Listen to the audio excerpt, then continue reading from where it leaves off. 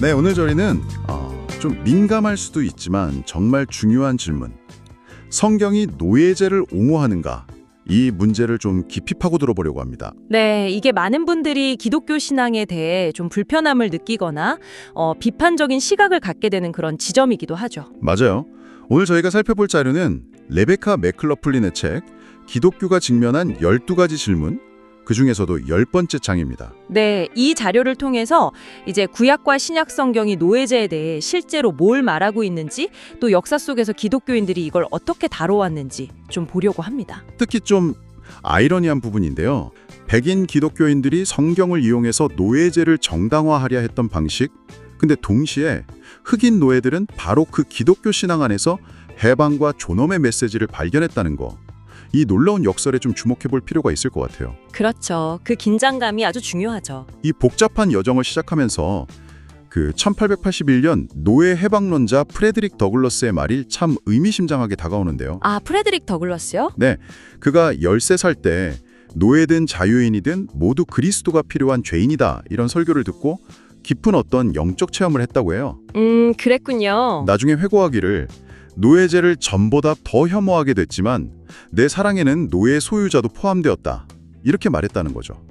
그리고 모든 사람을 회심시키는 게 자신의 가장 큰 관심사가 되었다고요. 와, 노예제를 혐오하면서도 그 소유주까지 사랑의 대상으로 정말 엄청난 고뇌가 느껴지네요. 그렇죠. 이 고뇌와 신념, 이게 바로 오늘 우리가 마주할 이야기의 어떤 핵심적인 긴장감인 것 같습니다. 자, 그럼 이 복잡한 실타래를 한번 같이 풀어가 볼까요? 그럼 이제 구약 성경으로 한번 거슬러 올라가 보죠. 노예 이야기는 생각보다 아주 일찍부터 등장합니다. 네. 대표적인 예가 있을까요? 그 창세기 16장, 21장에 나오는 아브라함과 사라, 그리고 사라의 이집트인 노예 하갈 이야기죠. 아, 하갈 이야기? 네. 이걸 그냥 겉으로만 보면 뭐 아브라함이 아내의 여종이랑 동침해서 아이를 얻고, 이러니까 성경이 당시 노예제도 심지어 어떤 성적인 착취까지 그냥 용인하는 거 아니냐, 이렇게 읽힐 수도 있어요. 그렇죠. 그렇게 보일 수도 있겠네요. 하지만 이야기 전체 맥락, 특히 이제 하나님의 개입을 보면 좀 다른 그림이 그려집니다. 사라가 하나님의 약속을 못 기다리고 인간적인 방법으로 하갈을 이용한 건 분명히 문제가 있는 행동이었죠. 네. 근데 중요한 건 그렇게 학대받고 광야로 도망친 하갈에게 하나님께서 직접 나타나셨다는 거예요. 위로와 약속을 주시고 그녀의 고통에 귀 기울이셨다는 거죠. 아, 하나님이 직접요? 네. 그래서 하갈이 성경에서 하나님의 이름을 직접 부른 첫 인물이 됩니다. 주님은 저를 보살피시는 하나님이십니다. 이렇게요. 와. 이건 하나님께서 사회적으로 가장 낮은 자리에 있는 사람, 특히 억압받는 노예의 신음소리를 결코 외면하지 않으신다는 걸 보여주는 아주 강력한 메시지라고 할 수 있습니다. 그렇군요. 하갈 이야기, 그리고 나중에 요셉 이야기도 그렇고, 이걸 보면 고대 근동의 노예제랑 우리가 흔히 생각하는 미국 남부의 그런 인종 기반 노예제랑은 좀 차이가 있었던 거네요. 맞아요. 몇 가지 중요한 차이가 있죠.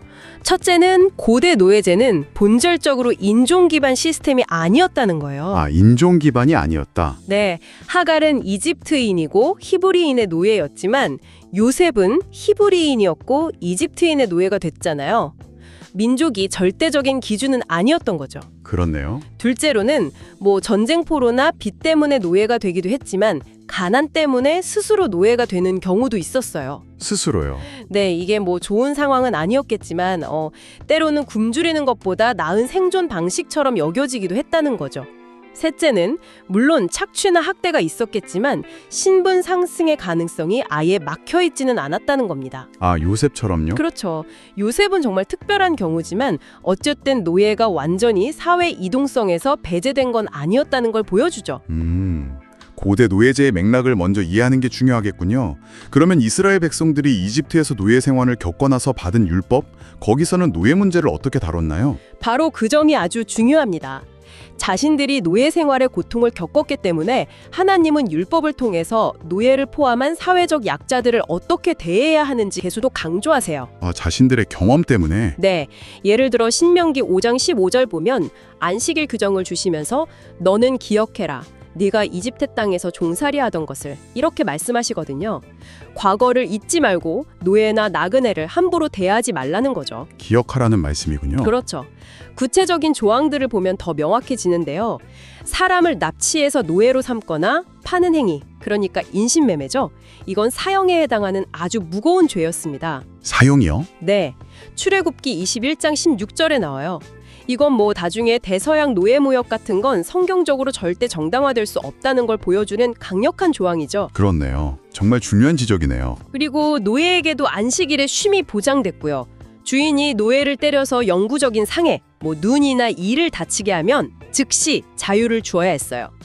아, 즉시 해방. 네, 동족인 히브리인 노예는 6년이라면 자유롭게 풀어주는데 빈손으로 보내지 말고 재산을 넉넉히 줘서 내보내라고 했고요. 빈손으로 보내지 말라. 심지어 다른 곳에서 도망쳐온 노예를 원래 주인에게 돌려보내지 말라고 해요. 그 노예가 원하는 곳에 살도록 보호해주라는 거죠. 신명기 23장에 나옵니다. 도망친 노예를 돌려보내지 말라니. 이건 진짜 당시로서는 엄청 파격적인 법 아니었을까요? 맞아요. 정말 혁신적이었죠. 전쟁 포로로 잡힌 여성들에 대한 규정도 좀 비슷한 맥락인데요. 여성 프로요? 네, 당시에는 전쟁 포로 여성에 대한 성적 착취가 그냥 당연시되던 문화였는데 이스라엘 난자가 포로 여성을 아내로 맞으려면 애도 기간을 주고 정식으로 결혼 절차를 밟아야 했어요. 아, 절차를 밟아야 했군요. 네, 그리고 나중에 혹시 헤어지게 되더라도 다른 사람에게 팔아넘기지 못하게 막았습니다. 물론 뭐 현대적인 시각에서 보면 여전히 문제가 많아 보일 수 있죠. 하지만 당시 여성의 권리가 거의 없던 상황에서 최소한의 인간적 존엄성과 보호를 제공하려는 의도가 있었다고 볼 수 있습니다. 정리해보면 구약은 인신매매는 절대 안 된다. 노예를 보호해야 한다. 심지어 너희도 노예였으니 그 입장에서 생각해라. 이렇게 말하지만 노예 제도 자체를 완전히 없애라. 이렇게까지는 말하지 않은 거군요. 그렇죠. 명시적으로 폐지를 선언하지는 않았죠. 그럼 신약 성경은 이 문제에 대해서 좀 더 나아간 이야기를 할까요? 네, 신약으로 넘어오면 이게 처음 들으면 좀 충격적인 일이가 나와요. 어떤 이야기인가요? 도망친 노예를 주인에게 돌려보내는 편지가 있다는 거죠. 바로 빌레몬서입니다. 아, 빌레몬서. 바울이 쓴 편지죠? 맞아요. 사도 바울이 감옥에서 만난 도망노예 오네시모를 그의 주인이었던 빌레몬에게 돌려보내면서 쓴 개인적인 편지예요. 언뜻 보면 이거야말로 성경이 노예제를 인정하고 심지어 도망노예 돌려보내는 걸 지지하는 증거 아니냐 이렇게 생각할 수도 있겠는데요. 네, 충분히 그렇게 보일 수 있어요. 하지만 이 짧은 편지를 자세히 들여다보면 그 안에 담긴 메시지가 와, 정말 혁명적이라는 걸 알 수 있습니다. 혁명적이요? 어떤 점에서 그렇죠?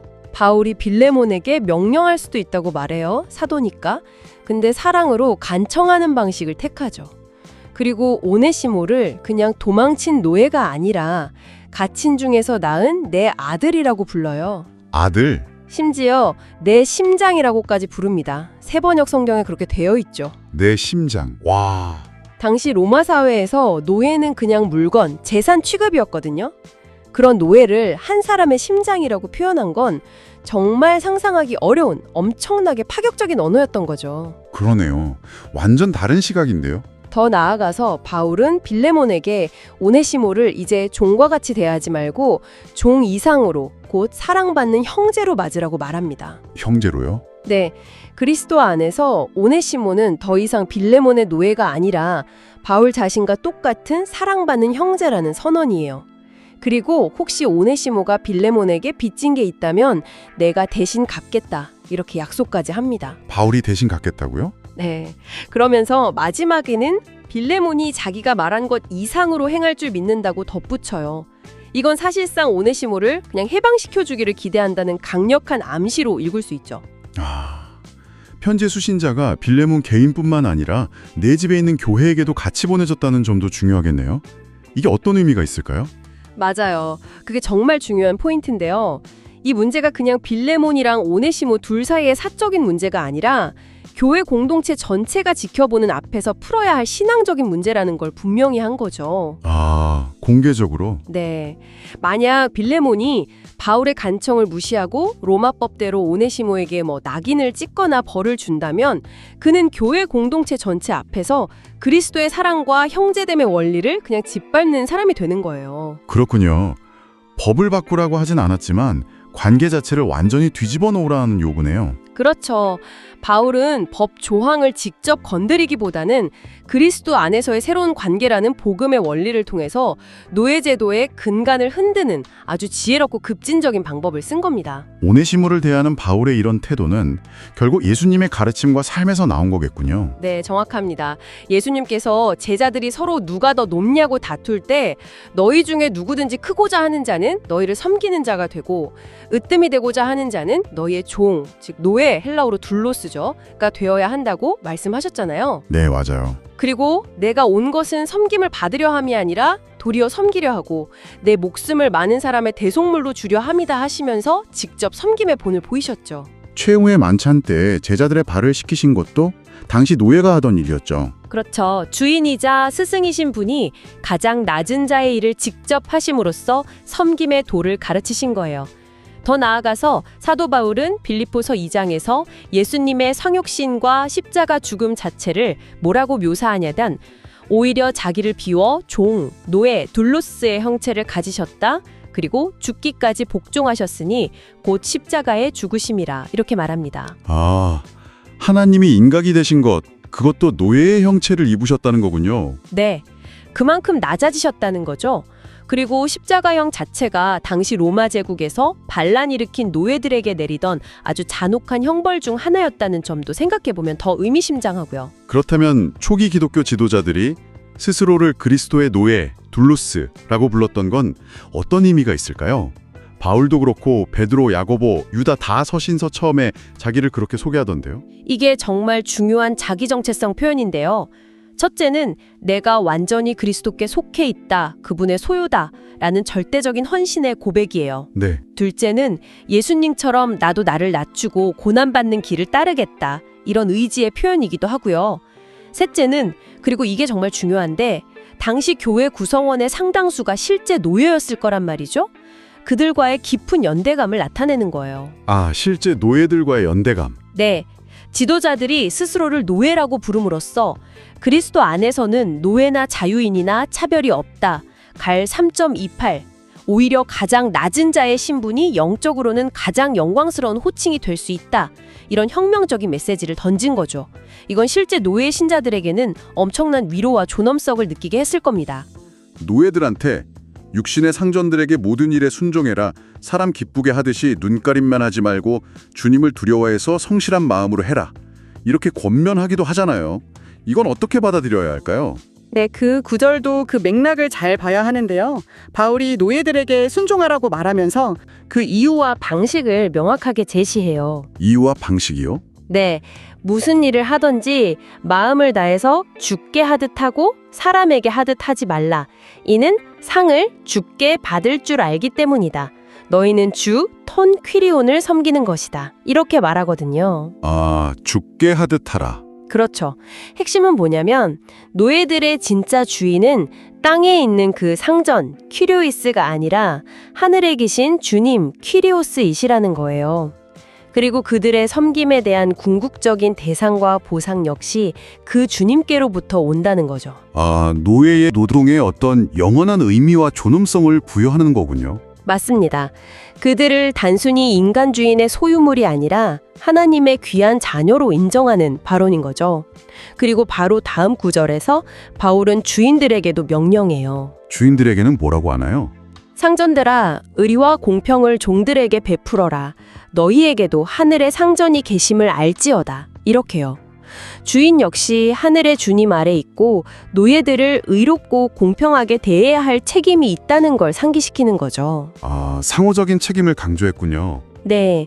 그러니까 노예 제도라는 그 불이한 현실 구조 안에서 그리스도 안에서의 상호적인 책임과 존중이라는 복음의 원리를 적용해서 관계를 근본적으로 바꾸려고 했던 거죠. 당시 노예들이 반란을 일으킨다는 건 거의 자살 행위나 마찬가지였을 테니까 바울의 접근은 현실적인 제약 안에서 관계의 근본적인 변화를 추구한 것이라고 볼 수 있겠네요. 그렇죠.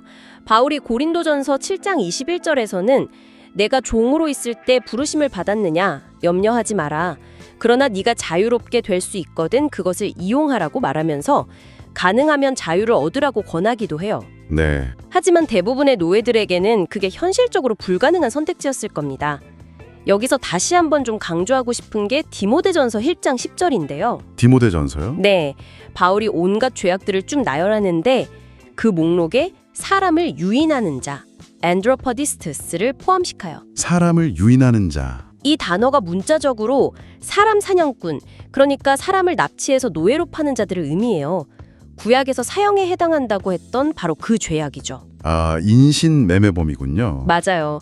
이건 인종을 기반으로 사람을 막 납치하고 사고 팔았던 대서양 횡단 노예무역 같은 행위는 성경의 가르침과 완전히 정면으로 배치된다는 걸 명백하게 보여주는 구절입니다. 그렇군요.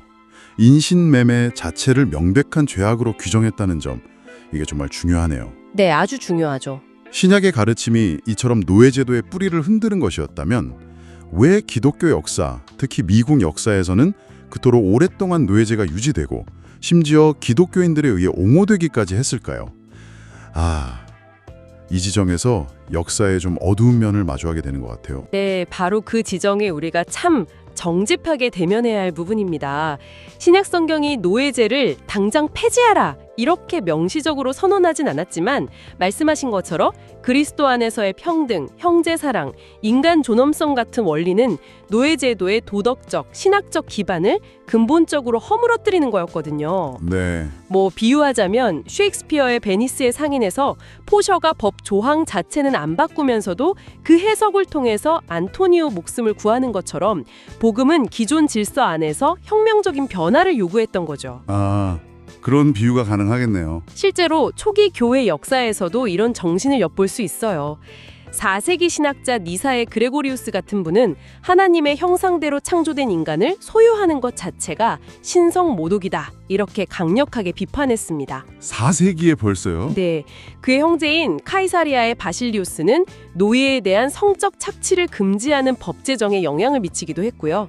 아우구스티누스 같은 교부들은 노예제를 인간의 죄가 가져온 비극적인 결과로 봤습니다. 5세기에는 기독교인 황제들이 노예의 권리를 보호하는 법들을 만들기도 했고요. 그럼 유럽에서는 점차 노예제가 사라지는 방향으로 갔던 건가요? 네, 중세 시대를 거치면서 여러 요인이 복합적으로 작용하긴 했지만 기독교적인 가르침의 영향도 무시할 수는 없어요.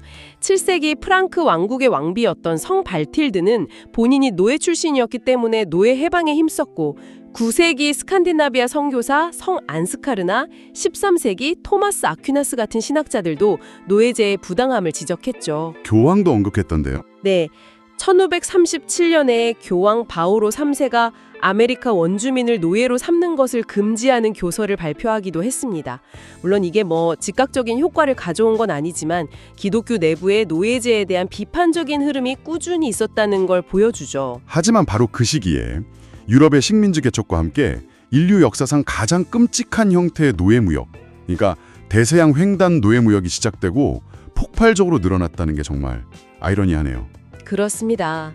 16세기부터 19세기까지 수백만 명의 아프리카인들이 강제로 납치되어서 신대륙으로 팔려가는 그 끔찍한 비극이 벌어졌죠.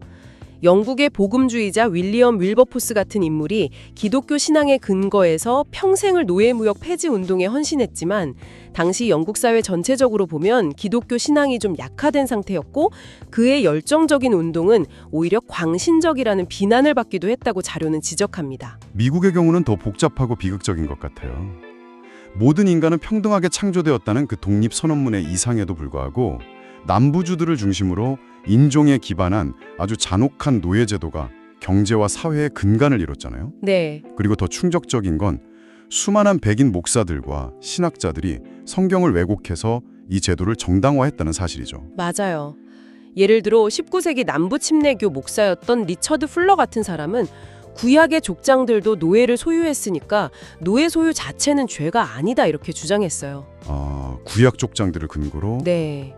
반면에 북부 브라운 대학 총장이었던 프랜시스 웨일랜드는 신약의 황금율, 남에게 대접받고자 하는 대로 너희도 남을 대접하라. 이 말씀에 비춰볼 때 노예 소유는 명백한 죄라고 반박했고요. 이 둘의 논쟁이 책으로 출판돼서 당시 큰 논란이 되기도 했습니다. 심지어 조나단 에드워즈 같은 위대한 청교도 신학자조차 개인적으로 노예를 소유했다는 사실은 오늘날 우리에겐 정말 큰 충격인데요. 그렇죠.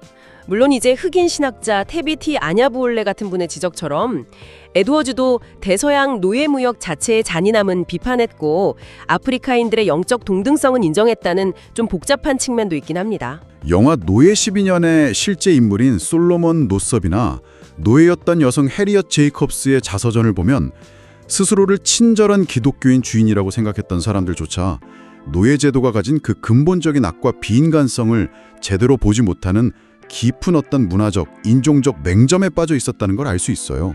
참 안타까운 역사죠. 하지만 이런 어둠 속에서도 성경의 진정한 메시지에 뿌리박고 노예제의 죄악을 통렬하게 비판하면서 폐지를 외쳤던 기독교인들의 목소리 또한 분명히 존재했습니다. 네, 그런 목소리들도 있었죠. 영국의 아주 유명한 설교자 찰스 스펄전은 노예제를 미국이라는 위대한 공화국의 명예를 더럽히는 가장 추악한 오점이라고 부르면서 노예제를 유지하느니 차라리 나라가 갈라지는 게 낫다. 이렇게까지 강하게 비판했어요. 와, 스펄전이 그렇게까지요? 네. 감리교 창시자 존 웨슬리 역시 노예무역을 인간이 저지를 수 있는 가장 사악한 범죄 중 하나라고 규탄하면서 폐지를 촉구했고요. 여성들의 역할도 빼놓을 수 없을 것 같아요. 물론입니다. 영국의 시인이자 사회개혁가였던 한나 모어는 노예무역의 비참함을 고발하는 시와 글들을 많이 썼고 미국의 해리엇 비처스톤은 톰 아저씨의 오두막이라는 소설을 통해서 노예제의 참혹한 현실을 정말 생생하게 그려내면서 전 세계적인 반향을 일으켰죠.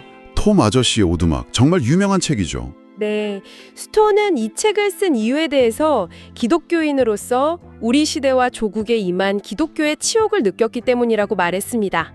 그녀의 책이 노예 해방 운동에 엄청난 영향을 미쳤고요. 기독교의 치욕을 느꼈기 때문에. 그리고 무엇보다도 노예제 폐지 운동의 최전선에는 바로 흑인 기독교인들 자신이 있었습니다. 그렇죠. 흑인 기독교인들. 데이비드 워커, 프레드릭 더글러스, 헨리 하일랜드 가넷 같은 흑인 지도자들은 백인 노예 소유주들의 그 위선적인 신앙을 신랄하게 비판하면서 동시에 기독교 신앙과 성경 교육을 통해서 흑인 공동체의 자각과 해방 운동을 이끌었습니다. 해리엇 터브먼도 빼놓을 수 없죠.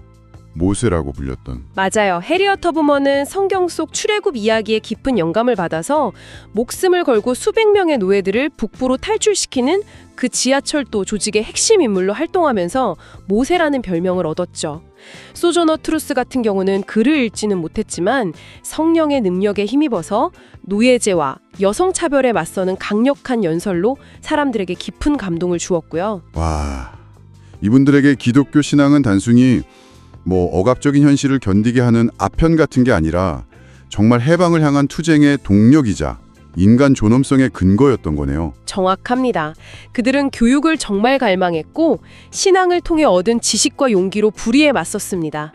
또 전 노예였던 토마스 존슨이나 아만다 베리 스미스처럼 해방된 후에 아프리카나 다른 지역으로 건너가서 선교사로서 복음을 전하고 학교를 세우는 등 교육과 구제 사역에 헌신한 분들도 많았어요. 선교사로까지. 네, 이분들의 삶과 신앙 자체가 성경을 왜곡해서 노예제를 정당화하려 했던 백인 기독교의 주장이 얼마나 거짓된 것인지를 그야말로 웅변적으로 증명하는 살아있는 증거가 된 거죠. 듣고 보니 정말 놀라운데요. 수많은 백인 기독교 지도자들이 노예제를 외면하거나 심지어 옹호하고 기독교인이라는 노예 소유주들한테 끔찍한 학대를 당하는 그런 현실 속에서 어떻게 흑인 노예 공동체는 기독교 신앙을 그토록 깊이 받아들이고 그 안에서 희망과 저항의 힘을 발견할 수 있었을까요? 이게 진짜 역사의 기적처럼 느껴지는데요. 네, 참 그렇죠. 그 이유를 한마디로 설명하긴 어렵겠지만 아마도 성경 속에 나타난 예수 그리스도의 모습, 바로 그 자체에서 답을 찾을 수 있지 않을까 싶어요.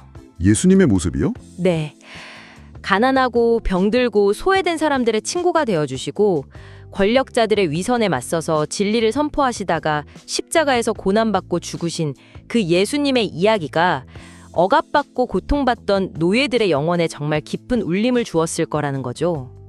그들은 자신들을 억압하는 주인들의 그 거짓된 신앙 너머에 계신 진정으로 자신들을 사랑하시고 언젠가는 해방시키실 그 하나님을 만난 것이라고 볼 수 있습니다. 그 톰 아저씨의 오두막 실제 모델이었다는 조시아 헨슨 이야기도 인상 깊던데요. 아, 네. 조시아 헨슨이 처음으로 예수 그리스도께서 당신을 위해 죽으셨습니다. 이 복음 메시지를 들었을 때 정말요? 예수 그리스도께서 나 같은 사람을 위해 죽으셨다고요? 이렇게 되물으면서 눈물을 흘렸다고 하잖아요. 네, 이 복음이 그에게 인간으로서의 존엄성 그리고 희망을 준 거죠. 정말 감동적이네요. 이러한 깊은 신앙의 힘은 노예 해방 이후에도 흑인 교회를 중심으로 계속 이어져서 짐크로법 시대의 그 끔찍한 인종 차별에 맞서는 버팀목이 되었고 마침내 마틴 루터 킹 주니어가 이끈 시민권 운동의 영적인 동력이 되었습니다. 마틴 루터 킹까지 이어지는군요. 네. 캥 목사는 여전히 인종차별을 외면하는 백인 교회들을 향해서 성경에 뿌리둔 정의와 평등의 메시지를 선포하면서 비폭력 저항 운동을 이끌었죠. 오늘날에도 그 유산이 여전히 살아 숨쉬고 있다는 거군요. 그 퓨 리서치 센터 조사 결과를 보면 미국 흑인들이 다른 인종 그룹에 비해서 종교를 삶에서 더 중요하게 생각하고 종교 활동에도 더 활발하게 참여하는 경향이 있다는데 이게 다 이런 역사적 배경과 깊은 관련이 있어 보이네요. 네, 그렇다고 볼 수 있죠. 자료에 따르면 많은 흑인 교회들이 여전히 신학적으로는 복음주의적인 성격을 띠면서 성경의 권위와 복음의 핵심 메시지를 강조하고 있다고 하고요. 네, 오늘 저희가 성경과 노예제라는 정말 무겁고 복잡한 주제를 함께 탐구해 봤는데요. 분명한 것은 성경이 노예제를 단순하게 옹호하거나 지지하진 않는다는 점인 것 같습니다. 그렇죠. 오히려 구약은 당시 사회 기준을 넘어서는 노예보호 장치를 마련했고 인신매매는 엄격히 금지했고요. 신약은 그리스도 안에서의 형제됨과 평등이라는 노예제도의 근간을 흔드는 아주 급진적인 원리를 선포했죠. 하지만 동시에 기독교 역사 속에서 수많은 사람들이 이 가르침을 외면하거나 왜곡해서 끔찍한 죄악을 정당화했다는 그 부끄러운 사실 또한 우리가 정직하게 마줘야 할 것 같습니다. 네, 그 점을 외면할 수는 없죠. 그러나 바로 그 어둠 속에서도 성경의 진정한 메시지에 근거해서 노예제 폐지를 위해 싸웠던 사람들의 용기 있는 목소리, 특히 억압 속에서도 신앙을 통해 존엄과 해방을 추구했던 흑인 기독교인들의 그 강력한 증언이 있었다는 사실 또한 우리가 결코 잊어서는 안 될 중요한 진실이라는 생각이 듭니다. 맞습니다. 이 복잡한 역사를 제대로 아는 것이 오늘날 우리 사회에 여전히 남아있는 인종차별 문제나 사회 정의, 그리고 신앙의 의미와 역할에 대한 질문들을 더 깊이 이해하는 데 큰 도움을 줄 수 있을 겁니다. 네, 오늘 나눈 이야기들이 여러분께는 어떤 질문을 던지고 있는지 한번 생각해 보시면 좋겠어요. 성경과 기독교 역사에 대한 단순한 비난이나 아니면 맹목적인 옹호를 넘어서 이 복잡성 속에서 우리가 붙잡아야 할 진실은 과연 무엇일지 말이죠. 마지막으로 이 책의 저자 레베카 맥클러플린이 던지는 질문을 여러분께도 그대로 전하면서 마무리할까 합니다. 네. 우리가 언제까지 기독교를 백인 노예 소유주들과 동일시하고 수세기 동안 울려 퍼졌던 프레드릭 더글러스와 같은 흑인 신자들의 그 피 묻은 목소리에 귀 기울이지 않을 것인가? 정말 강렬한 질문이네요. 그렇죠. 그들의 신앙은 노예제를 더욱 혐오하게 만들었지만 역설적이게도 그들을 억압하는 이들을 포함한 모든 사람의 구원을 위해 기도하게 했습니다. 오늘날 우리가 그들의 목소리에 진정으로 귀 기울이고 역사 속의 실패와 그 위대한 신앙의 유산 모두를 끌어안는다는 것은 과연 어떤 의미일까요? 이 질문을 마음속에 품고 돌아가시면 좋겠습니다.